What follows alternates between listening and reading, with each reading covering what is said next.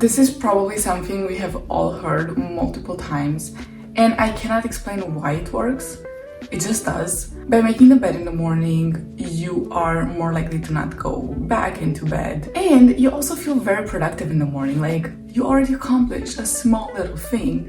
And I think like that just sets the mood for the entire day. It also looks better, it makes the room feel less cluttered, and it's just nicer to look at. I think everyone just says this like, yes, make the bed, make the bed, make the bed. Like, how can such a small thing be so important? But it is. It makes the biggest change. And once you try it out, you will see, and then you will probably not go back to not making the bed anymore. The second thing is that I do not use my phone right after waking up. I genuinely don't feel the need to anymore, but I used to be the person who would just like wake up, not even get out of bed, and just grab the phone and start scrolling. It would take me like half an hour to actually get out of bed, and I would lose so much time, but also it would make me feel so bad because I would start the day off on like sometimes a negative note, because sometimes you see stuff that you don't want to see, or you just compare yourself to people maybe without even realizing it. Like, social media is not really the best thing you can do for your mental health and your overall well-being. And then after I'm done with my whole morning routine, I can take my phone and check everything, see what happened, see what I missed, and then it's time to get to work. If you've had a habit like this for a long time, where you check your social media first thing in the morning, you can find alternatives and kind of like use up that time that you have in the morning with other things, like reading, like doing your skincare. I like just going to the bathroom, maybe putting on some music and doing my skincare, just vibing. Spending more time on breakfast, like eating breakfast again without checking social media. There's tons of things that you can do. It really pays off. I can see how big of a difference it made to my entire life. I am currently eating some basic bread with cream cheese, spread cheese, however you want to call it. So this is my pre-workout breakfast. I just want to have like a small breakfast just to have some energy.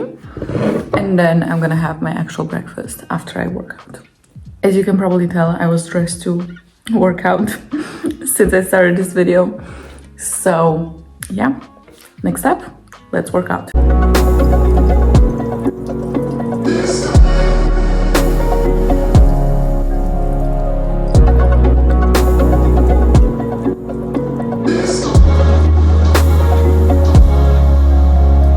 I'm back from my workout. I did cardio and high intensity interval training.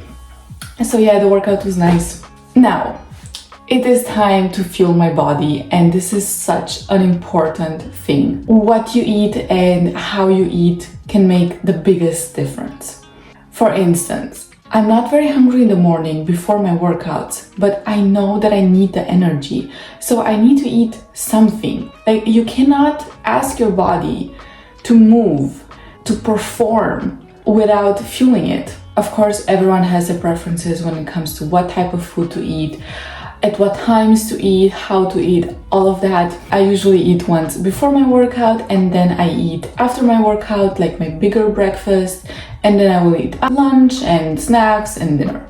Today, it is Saturday. I woke up way later than I usually do, and I went to the gym way later than I usually do, and I just took my time. So now it is almost 12, and I think I'm just gonna skip over my actual breakfast and I'm just gonna eat lunch. I don't think it makes sense to make breakfast now and I just have the leftovers that I can just warm up. And yeah, today I'm taking the easy route. It's like a stir-fry noodle bowl with veggies and beef and chicken.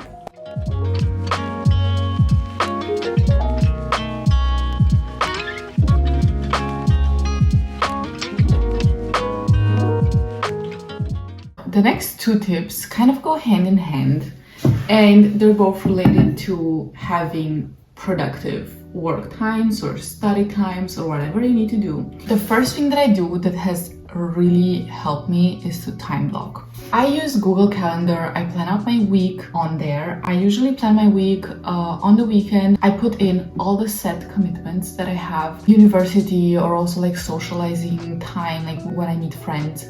I color code them, and then I find those empty spaces and I block out time for workouts, for study sessions, for work sessions, and I also put them into my calendar. Yes, this is kind of what it looks like on an average week. Time blocking helps me achieve the tasks faster because you kind of put like a deadline on those smaller tasks as well. Let's say I give myself 1 hour to go through a chapter of uni lectures. That way, I don't allow that task to just expand and take up so much time. When you allow a task to take up as much time as it needs to, it sometimes ends up taking up way too much time. I'm not saying you should stress yourself, and I'm not saying you should always work under time pressure. That's not good. But figure out some realistic time frames that you can set for certain work tasks.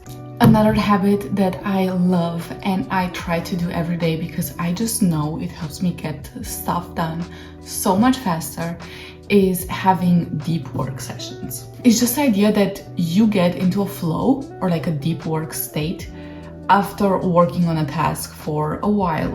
So you need to allow yourself to get into that flow, and you need to allow enough time for you to get into that flow. So what I do is I eliminate all distractions, no phone. I take my phone, I put it on silent, I put it into another room, or I put it across the room. Tablet as well, flight mode, no notifications, and I just work on the tasks that I have on my to-do list. I take my coffee, I take my water bottle, I take everything that I need, I have it prepared, and I take my noise cancelling headphones because I like studying in peace and quiet. Okay, I just close it. I will sometimes put on classical music, any music that doesn't have lyrics. Then I just start doing my tasks one by one, allowing myself to get into that state. If I feel the need to take a break, I will get up, I will walk around, I will stretch a little bit, but I do not take my phone because I know that in the moment that I take my phone, it's over. So yes.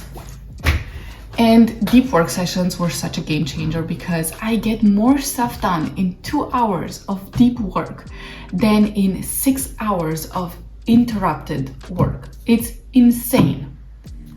I save so much time, and then I have more time to do whatever I want. The next habit I've talked about multiple times on this channel.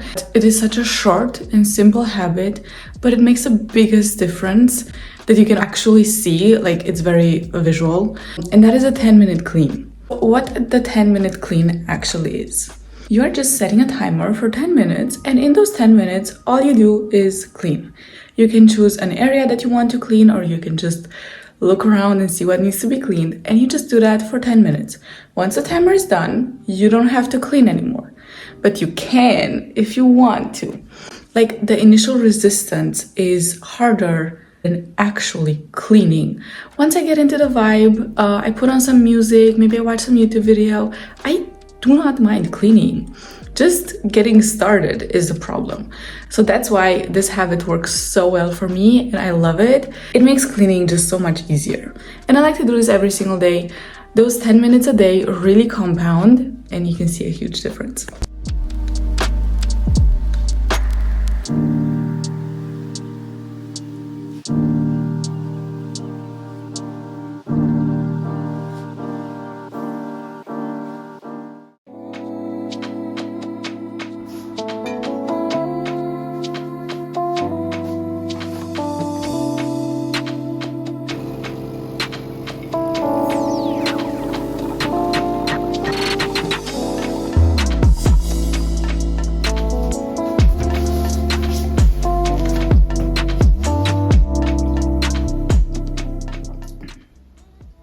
This was much needed. The next habit is planning your day according to your energy. This may sound weird, but it makes so much sense. Our energy fluctuates over the course of a day. You might have more energy in the morning and less energy at night.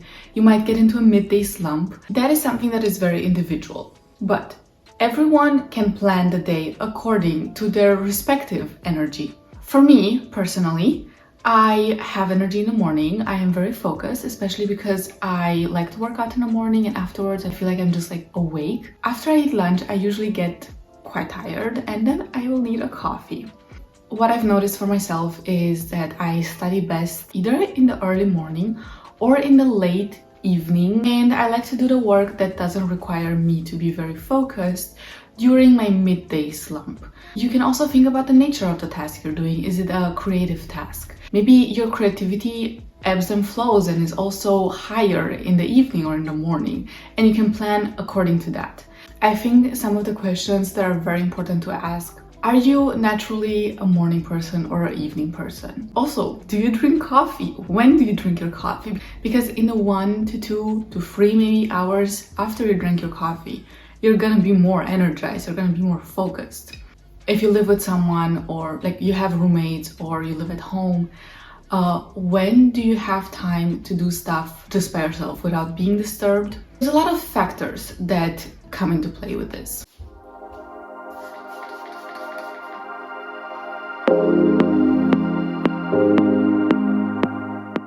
I'm gonna be blunt here for a second.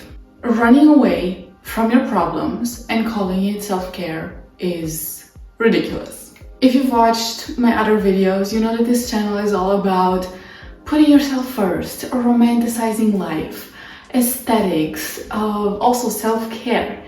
But it really depends where you're coming from with all of these things. Spending the night drinking a glass of wine or not drinking a glass of wine and watching Netflix and just chilling is amazing. I love doing that. If you're doing it in order to run away from your problems, to ignore everything that's happening in your life, even though you could fix those things in some way, then that is not good. And calling it self-care doesn't make sense because you're not actually caring for yourself. Let me give you an example. I used to be so overwhelmed with everything that I had to do with work, with university, and I would spend my days getting the bare minimum done and then spending my whole evening, like hours on end, doing self-care things, watching a movie, cooking, journaling, reading, all of that. But the problem was I was doing them because I thought they would make me feel better, or I thought they were supposed to make me feel better. The truth is, once I started making the hard choices, for instance, going to bed early instead of watching Netflix because I wanted to wake up early to do a workout, then I started seeing my life change and I started seeing myself grow. I'm not saying that spending an hour, an evening, a day, a whole weekend doing nothing is bad. I think you should definitely do that if that is what's gonna recharge you and help you get further. But doing self-care because you're running away from your problems, because you're trying to cope but don't know how, that is a problem. And I think that's something that needs to be addressed. Like, I know if I'm feeling overwhelmed, if I'm feeling tired, meditating for a bit, or like writing down my thoughts, like journaling or reading something, or even watching something that inspires me is gonna help me way more than watching Netflix for hours on end or drinking. I think when it comes to self-care, we really need to be honest with ourselves. Why are we doing self-care? And I try to ask myself a question like, am I doing this because it's aesthetic and I feel like I have to do it because I saw it on TikTok? Or is it actually going to help me feel better? I just finished meal prepping. I made some like stir-fried noodles with chicken. Super basic. I just put anything in that could have fit the recipe. The last habit is not meal prepping. I just feel like I could have explained it better, so I'm gonna do a voiceover. What I'm talking about is minimizing decision fatigue. When you're trying to improve your life and yourself and change some habits, that is gonna be uncomfortable. And it's so easy to fall back into your old habits. So you have to make it as easy as possible to keep making the choices that will improve your life. And this is where decision fatigue plays a huge role. Decision fatigue is the term that describes the deteriorating quality of decisions made after a long time of making decisions. Let's make it simple. Let's say you want to have a healthier lifestyle. This can mean a lot of things, but it usually involves eating healthy and or going to the gym. It is going to be easier to eat healthy and go to the gym after waking up than after a long day of making a bunch of decisions. Keep in mind that we don't even realize how many decisions we are making on a daily basis. Just think about all the small ones, like what to wear, if we're walking to uni or school or work, or we're taking the bus or taking the car, what we're gonna have for lunch. All of those things add up. That means you could unconsciously sabotage yourself because you're just tired of making decisions. By minimizing the amount of decisions that you have to make on a daily basis, it will get easier for you to make the right decisions. If you cannot remove the decision-making part altogether, you can just minimize it and make it easy for yourself to make the right decisions. For instance, I want to build and maintain my habit of going to the gym consistently. What I do is I plan all of my gym sessions in advance before the week even starts, or on the day before, the latest. And I also prepare everything that I need. Now I know when to do it, and I have everything prepared, like for instance my gym clothes and my gym bag. So the only thing that's left to do is executing the decision that I already made, instead of trying to make the decision now if I'm gonna go to the gym or not and what I'm gonna wear to the gym. This is kind of a complex topic but also really helpful, so I wanted to include it in this video. But to sum it up, you can plan ahead and you can make it easy for yourself. I am gonna go enjoy my meal prep and prepare for the week ahead. Thank you so much for watching. If you like this video, please give it a thumbs up and also subscribe. That would help me out a lot. With that being said, I hope you have an amazing day and I'll see you in my next video.